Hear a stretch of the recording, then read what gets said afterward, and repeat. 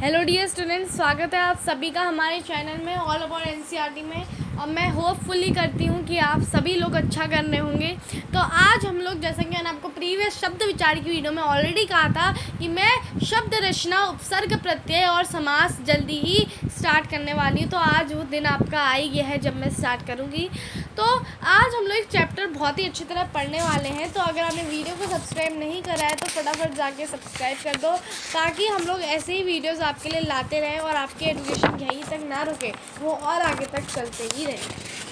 ठीक है, तो यहाँ पे बहुत सारी चीज़ें हैं आपके चैप्टर में। तो आज आपके देखते हैं चैप्टर कंप्लीट होता है कि नहीं होता है। वैसे तो हम लोग कर सकते हैं, लेकिन अगर नहीं हो पाया जाए, वीडियो ज़्यादा लॉन्ग हो गई, तो इसका पार्ट 2 ज़रूर आएगा। तो अब सबसे पहले आपका चैप्टर का नाम क्या है? शब्द रचना, उपसर्ग, प्रत्यय। जब आप क्लास 7th या क्लास 6th में होंगे तो आपने उपसर्ग और प्रत्यय तक ही पढ़ा होगा। लेकिन आज आपका एक और चीज़ आती है जो कि है समास, है ना। और आज हम पढ़ेंगे कंपाउंड के बारे में। आपने मैथ्स में भी कंपाउंड पढ़ा होगा, है ना, कंपाउंड इंटरेस्ट। वैसे ही आज हम हिंदी में कंपाउंड पढ़ने वाले हैं और देखते हैं कि समास क्या होता है। सबसे पहले हम लोग पढ़ेंगे कि मूल शब्द से नए शब्द बनाने की प्रक्रिया शब्द रचना कहलाती है। यानी कि एक मूल शब्दों से नए शब्द हम बना रहे हैं तो उसको हम शब्द रचना कहते हैं। हिंदी भाषा में शब्द रचना मुख्यतः निम्न प्रकार की जा सकती है, जैसे उपसर्ग द्वारा, प्रत्यय द्वारा, समास द्वारा। अगर हम ये सारी चीज़ें करते हैं तो हमारे नए शब्द जो हैं वो बन सकते हैं सिर्फ और सिर्फ इन शब्दों को जोड़कर। अब सबसे पहले हम बात करते हैं उपसर्ग की, जो कि होता है आपका इंग्लिश में प्रीफिक्स। ठीक है, तो अगर मैं उपसर्ग की बात करूँ सबसे पहले नीचे दिए मैं एक गद्यांश को पढ़ती हूँ आपके लिए, तो आप उसे ध्यान से सुनना। ठीक है। शिष्यों ने अपने गुरु को वचन दिया कि वे आजीवन उनके द्वारा बताए गए सुमार्ग का अनुसरण करेंगे तथा अधर्म, अनीति, अज्ञान और अन्याय के आचरण से दूर रहेंगे। गुरु ने उन्हें आशीर्वाद दिया कि प्रतिदिन तुम्हारा सुचय चौगुना होकर फले। ठीक है, सुयश चौगुना होकर फले। अब यहाँ पे देखो, उपयुक्त वाक्य में जो भी शब्द जो हैं मैं आपको अगर बताऊँ तो मैंने जो गद्यांश पढ़ा है इसमें कुछ शब्द है, जैसे आजीवन, सुमार्ग, अधर्म, अनीति, अज्ञान, अन्याय, प्रतिदिन, सुयश, चौगुना। तो ये सारे शब्द क्या हैं? ये सारे शब्द आपके और कुछ नहीं, उपसर्ग हैं।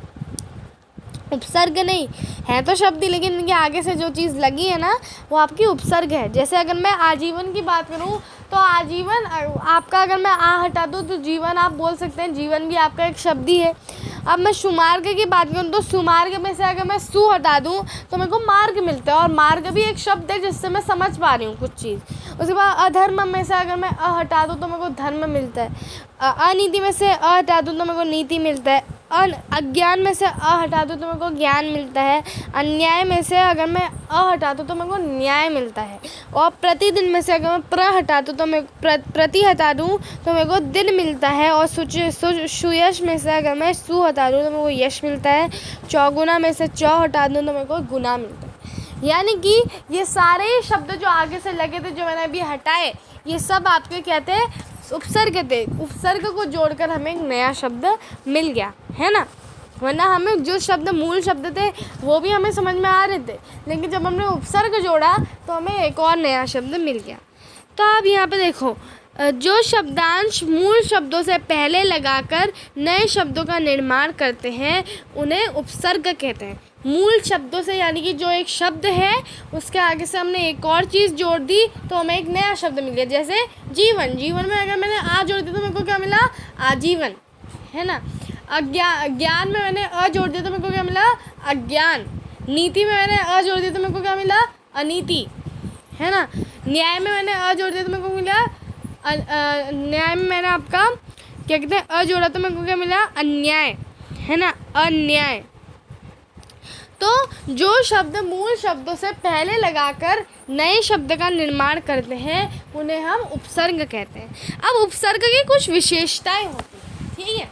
उपसर्ग ऐसे तो है नहीं, उनकी कुछ विशेषताएं भी हैं। तो उपसर्ग शब्द का शब्दांश होते हैं और इनका प्रयोग शब्दांशों के रूप में ही होता है। यानी कि उपसर्ग जो है आपके शब्दांश होते हैं, शब्दों का अंश होते हैं, ठीक है, और इनका प्रयोग शब्दों के अंश के रूप में ही किया जाता है। शब्दों के अंश यानी कि एक शब्दों को अगर आप तोड़ोगे उसके जो अंश निकलते हैं उसका, जैसे अगर मैं किताब लूँ, किताब का अंश क्या हुआ, किताब, है ना। की भी आपका शब्द का किताब का ही अंश है और ताब भी आपका किताब का ही अंश है। तो ऐसे ही शब्दों का उपसर्ग क्या होते हैं, उपसर्ग शब्दांश यानी कि शब्दों का अंश होते हैं, वाक्य का अंश नहीं होते, शब्दों का अंश होते हैं। यानी कि शब्दों को टुकड़ों में तोड़ दीजिए, वर्ण नहीं बनाने हैं, लेकिन टुकड़ों में अगर आप तोड़ेंगे तो आपको मात्रा सहित कुछ ना कुछ मिलेगा, ठीक है। तो वही आपके उपसर्ग होते हैं और जब उनको हम नए लगाते हैं तो वो एक नया शब्दों का निर्माण करते हैं। उपसर्ग का अपना कोई स्वतंत्र अस्तित्व नहीं होता, ठीक है, स्वतंत्र अस्तित्व नहीं होता, ठीक है। अस्तित्व यानी कि पहचान, कोई स्वतंत्र पहचान नहीं होती, उन्हें स्वतंत्र रूप से प्रयोग नहीं किया जा सकता, ठीक है। मतलब हम ऐसे नहीं कह सकते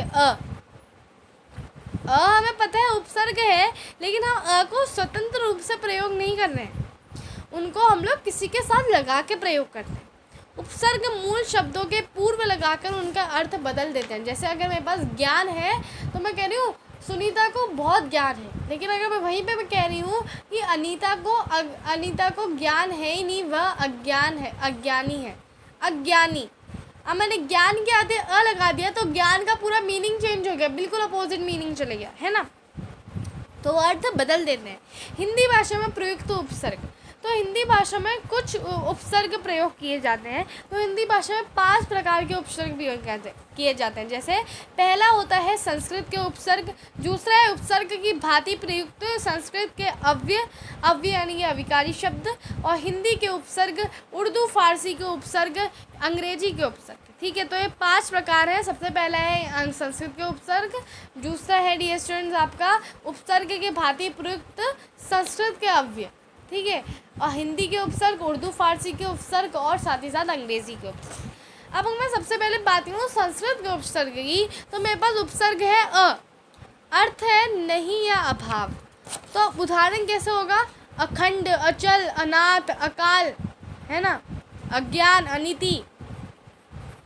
अति की बात करूँ, अति यानी कि क्या होता है अर्थ अति का अर्थ होता है अधिक यानी कि मैं ये कह सकती हूँ अतिसार, अतिरिक्त, अतिवृष्ट। अन्न का अर्थ क्या होता है, अन्न का अर्थ होता है आपका नहीं या अभाव। मैं कह सकती हूँ अनुचित, अनंत, अनादर, अनाचार। फिर आपके पास आता है नेक्स्ट जो कि अनु यानी कि पीछे, समान। तो मैं कह सकती हूँ, मैं क्या कह सकती हूँ डीएस आपका अनुचार कह सकती हूँ, अनुकूल कह सकती हूँ, अनुकरण कह सकती हूँ, अनुगामी कह सकती हूँ। अप यानी कि बुरा, अभाव, विपरीत, अपशब्द, अपमान, अपव्यय, अपकृति। फिर अभी यानी कि चारों ओर, सामने, समीप, अभिमान, अभिप्राय, अभियुक्त, अभियोग। उसके बाद फिर अव का मतलब क्या होता है, नीचे, बुरा, हीन। मैं कह सकती हूँ अवकाश, ठीक है।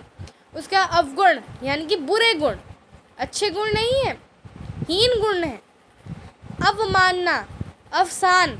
आ भी आपका उपसर्ग है, तो आ का मतलब क्या होता है, तक या पूर्ण, आगमन, आजन्म, आमरण, आदान, आजीवन। उसके बाद आजीवन मतलब यानी कि मेरा पूरा जीवन, ठीक है।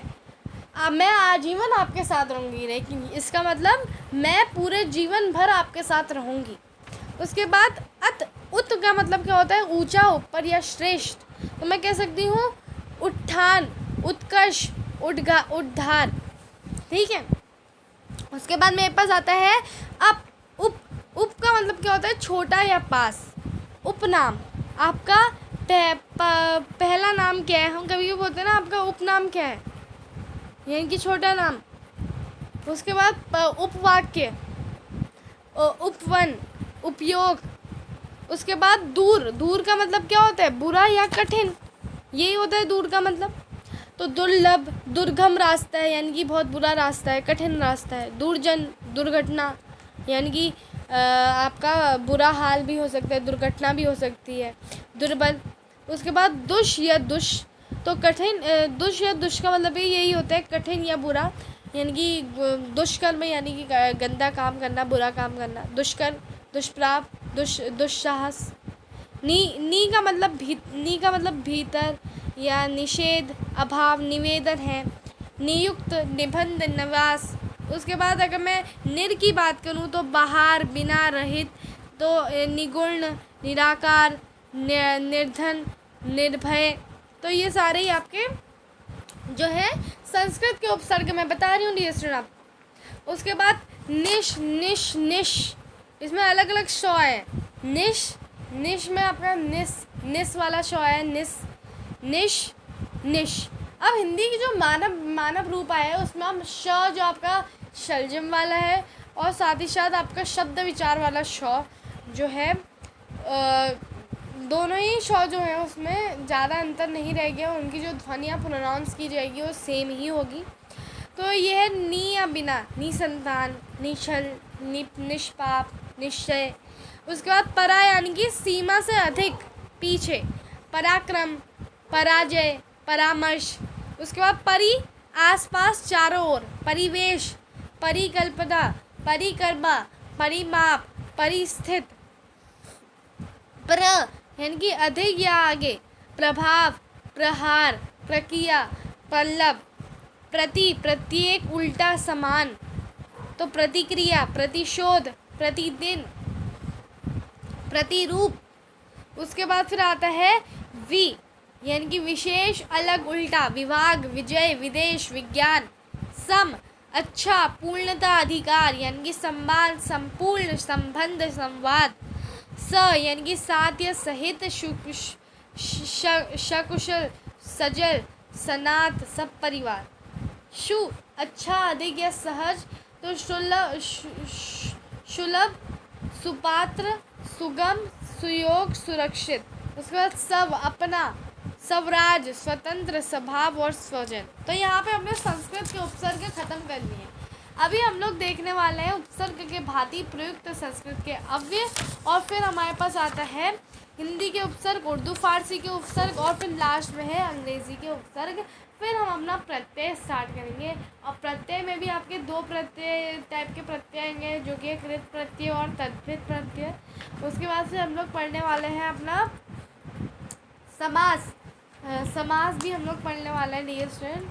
तो समास जो है वो जो है जब हमारा आएगा समास जो कि है कंपाउंड, तो समास में आपके जो है बहुत टाइप के समास आने वाले हैं, और 6 टाइप के आपके समास रहेंगे, ठीक है। तो ये सारी चीज़ें हम लोग कवर अप करने वाले हैं dear students, so don't worry, आपका ये चैप्टर अच्छी तरह हो जाएगा जल्दी ही। अब हम लोग पढ़ेंगे डियर स्टूडेंट, अब हम लोग पढ़ेंगे हिंदी उपसर्ग के भांति प्रयुक्त संस्कृत के अव्यय। तो अगर मैं अव्यय की बात करूं, अंतः और अंतर, आपने देखा होगा इनका अर्थ क्या होता है, अंदर। उसके बाद अंतःपुर, अंतःकरण, अंतमण, अंतरात्मा। अंतरात्मा आप कहते हैं ना, अंदर की आत्मा, है ना। तो ये सारी चीज़ें जो है आपका कहीं ना कहीं उपसर्ग की भांति प्रयुक्त करने वाले संस्कृत के अव्यय हैं। क्यों अव्यय संस्कृत के अव्यय? क्योंकि इनमें विसर्ग लगा है, और विसर्ग आपका ज़्यादातर संस्कृत में लगता है। तिरस, तिरस यानी कि निषेध, तिरस्कार। हम कहते नहीं है तुमने हमारा तिरस्कार कैसे करा, मजाक कैसे बनाया, हमारा निषेध कैसे करा, हमारा अपमान कैसे करा, है ना। तो ये सारी चीज़ें आपकी क्या हैं, ये सारी चीज़ें आपकी उपसर्ग ही तो बना रही हैं। अब मैं अपना अपमान की भी बात करूँ तो अपमान अभी भी हमने पढ़ा, है ना। अप जो आपका जो संस्कृत का उपसर्ग है उसके बारे में हमने अभी पढ़ा था, अपमान, है ना। तो ये सारी चीज़ें डियर स्टूडेंट आपको याद करनी पड़ेंगी, है ना। उसके बाद फिर नेक्स्ट आता है हमारा पुनर यानी कि फिर, पुनर्जन्म। हम कहते नहीं है पुनर्जन्म यानी कि हमारा फिर से जन्म हुआ। पुनर्जागरण, पुनर्मिलन यानी कि फिर से मिलन हुआ। पुनरावृत्ति, उसके बाद पुनर्विवाह। चिर, चिर यानी कि बहुत, चिरायु, चिरकाल, चिरानंद, चिरंजीवी। हम कहते हैं ना चिरंजीवी यानी कि बहुत लंबी उम्र तक जियो। चिरंजीवी आशीर्वाद सुना होगा आपने। पूरा यानी कि प्राचीन, पुरातन, हमारे जो पुरातन प्राचीन लोग थे, पुरातत्व, पुराकाल। सह यानी कि साथ, सहचार, सहयोग, सहयोगी, सहपाठी, सहपाठी आपके सहपाठी। तो ये सारे शव अपना, स्वाधीन, स्वतंत्र, स्वराज्य, स्वदेश। उसके बाद सम, समान। समान में आपका क्या क्या आ जाता है? समान में आपका आ जाता है समकोण, समकालीन, समव्यरुक, व्यस्क। उसके बाद न में आपका नहीं या अभाव का अर्थ आता है नकारात्मक। हम लोग कहते हैं नकारात्मक विचार मत लाया करो अपने दिमाग में, है ना। कु यानी कि बुरा, कुमार्ग, कुपुत्र, कुविचार, कुबुद्धि, है ना। तो ये सारे आपके कहते हैं उपसर्ग की भांति प्रयुक्त होने वाले संस्कृत के अव्यय। अब नेक्स्ट है हमारे हिंदी के उपसर्ग। अभी तक हम संस्कृत के उपसर्ग पढ़ चुके हैं, उपसर्ग की भांति प्रयुक्त होने वाले संस्कृत के अव्यय। अब आते हैं हिंदी के उपसर्ग, ठीक है। तो अ से किसका अर्थ निकल रहा है? अभाव या निषेध का। ये मैंने आपको संस्कृत के उपसर्ग में भी पहले ही बता दिया था। और इसके क्या चीज़ें निकलेंगी? अहिंसा, अशांति, अमर, अगम, अछूत। उसके बाद अन, अगर मैं आपको बताऊं तो अन उपसर्ग भी हमने संस्कृत के उपसर्गों में पढ़ लिया था। दही और अभाव का अर्थ निकलता है, लेकिन हिंदी के उपसर्ग में कमी या निषेध का अर्थ निकल रहा है। अनाज यानी कि अनाज, अनाज, अनजान, अनाज कह रही हूँ मैं, अनजान, ठीक है। अनाज आपका एक शब्द ही है जो कि आपका खाने को रिलेटेड रहता है। अनजान यानी कि कोई दूसरा आदमी जिसको हम लोग जानते नहीं है, है ना। अनमोल यानी कि बहुत प्रिय, अनमोल यानी कि बहुत ही ज़्यादा हमें जो प्रिय है। अनकही यानी कि सुनी नहीं है, अनसुनी। अब है नेक्स्ट अध यानी कि आधा। तो अब आधा का अगर मैं बात करूँ तो आपने सुना होगा आधमरा व्यक्ति, यानी कि थोड़ा सा मरने ही वाला है, बस तड़प रहा है बेचारा। अध खिला, अध कचरा, अध पका। उसके बाद फिर उन या उन। तो अगर मैं उनकी बात करूँ डियर स्टूडेंट, एक कम, 19, 29, 49, 59, है ना। तो एक कम आपका इसमें हो जाता है, ठीक है। उसका कक्कू बुरा, मैंने आपको पहले ही बताया था। अभी उपसर्ग की भांति प्रयुक्त संस्कृत के अव्यय पढ़ रहे थे तो मैंने कु मतलब बताया था, कुमार्ग, कुपुत्र, कुविचार, कुबुद्धि। तो ये सब मतलब बुरा। और यहाँ हिंदी के उपसर्ग में भी इसका मतलब बुरा ही होता है। कुपुत, कुरूप, कुसंग, है ना। सु यानी कि साथ, अच्छा, सुपुत, सुगुण, सुजन, सुगढ़, सुरुचि। उसके बाद अगर मैं दू की बात करूँ, बुराहीन, दुखर, दुरार, दुविधा, है ना।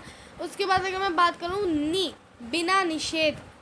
तो नी जो है मैंने आपको संस्कृत के उपसर्ग में भी बताया था। नी का मतलब भीतर, निषेध, अभाव, जिसमें हमने पढ़ा था निवेदन, नियुक्त, निबंध, निवास। लेकिन हिंदी के उपसर्ग में इसका अर्थ क्या होता है? हिंदी के उपसर्गों में भी इसका अर्थ थोड़ा सा चेंज है, निषेध और बिना। निहत्या, निडर, निकम्मा और निहाल। निकम्मा शब्द जो है वो आपके लिए प्रयुक्त नहीं हुआ है, तो ये शब्दों को आप थोड़ा सा जो है ध्यान से पढ़िएगा, ठीक है। तो ये सारे शब्द जो है आपकी बुकों में दिए होते हैं, इसलिए मैं आपके लिए पढ़ रही हूँ, क्योंकि मेरी बुक में भी DSN ने ये दिया है। तो अब नेक्स्ट है भर। भर यानी कि पूरा, भरपूर, भरमार, भरपाई, भरसक, है ना। चौ यानी कि चार, चौगुना, चौपाया, चौमासा, चौराहा। पर यानी कि पराया, परदेश, परलोक, परहित। बिन यानी कि बिना या निषेध। तो बिना या निषेध से भी हमारा अर्थ निकल रहा है ना। तो इसलिए इसका भी मैंने आपको बता दिया। अब यहाँ पे देखो, बिन यानी कि बिना या निषेध, बिन बात, बिन ब्याया, बिन देखा। अब हम उर्दू फारसी के उपसर्ग पढ़ते हैं, ठीक है। अभी तक हम लोग ये दोनों पढ़ लेते हैं, अब उर्दू फारसी के पढ़ते हैं फटाफट। ब सात अनुसार, बनाम, बेखूबी, बेतौर, बदौलत। उसका बद यानी कि बुरा, बदनाम, बदमिजाज, बदहज़मी, है ना। उसके बाद बा सात, बाकायदा, बाइज्जत। उसके बाद बे बिना, बेदखल, बेवजह, बेकसूर, बेनाम, बेकार, बेईमान। उसके बाद कम, थोड़ा, कम, थोड़ा, कम अक्ल, कमज़ोर, कम वक्त, कम उम्र। उसके बाद खुश, अच्छा, खुशबू, खुशनुमा, खुश मिजाज, खुशहाल। गैर, अलग, गैर हिज़ीर, गैर सरकारी, गैर कानूनी, गैर ज़मींदार। उसके बाद फिर उसके बाद ज़िम्मेदार, सॉरी।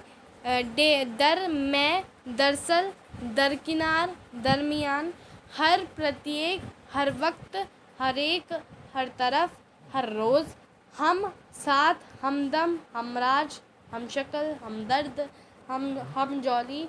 उसके बाद ला, बिना, लाइलाज, लापरवाह, लाजवाब। उसके बाद लापता। ना, नहीं, नालायक, नापाक, नाजायज़, नासमझ, नापसंद। उसके बाद सर, मुख्य, मुख्य जो मैं बीच में बोल रही हूँ ना, थोड़ा, अच्छा, अलग अलग, ये सारे अर्थ हैं डियर स्टूडेंट, ठीक है। मुख्य तो यहाँ पे सरताज, सरकार, सरहद, सरफरोश। उसके बाद सरपंच। उसके बाद अब मैं आती हूँ अंग्रेज़ी के उपसर्ग में। तो सब का मतलब होता है नीचे, अधीन। Sub inspector, sub committee, assistant यानी कि सहायक, तो assistant engineer, assistant manager, assistant teacher. उसके बाद वाइस, सहायक, vice chancellor, vice captain, vice principal. Deputy, अब सहायक, deputy commissioner, deputy director. General, प्रधान, जर्नल मैनेजर, जर्नल सेक्रेटरी। उसके बाद फिर चीफ, प्रधान, मुख्य, चीफ कमिश्नर, चीफ मिनिस्टर। उसके बाद फिर हेड, प्रधान, मुख्य, हेड का कांस्टेबल, हेड मास्टर, हेड कल। तो यहाँ पे हमने अंग्रेजी के उपसर्ग भी देख लिए। अब हम लोग प्रत्यय स्टार्ट करेंगे हमारे नेक्स्ट वीडियो में, क्योंकि वीडियो आपका ऑलरेडी लॉन्ग हो चुका है। मैंने कहा था चैप्टर बहुत लंबा है और अगर आपको हर चीज़ अच्छी तरह समझनी है तो मेरे को एक एक करके टॉपिक उठाने पड़ेंगे। तो thank you so much dear students for watching the video. I hope that you like it and enjoy it. और अगर आपको अच्छा लगा हो please subscribe the channel. Thank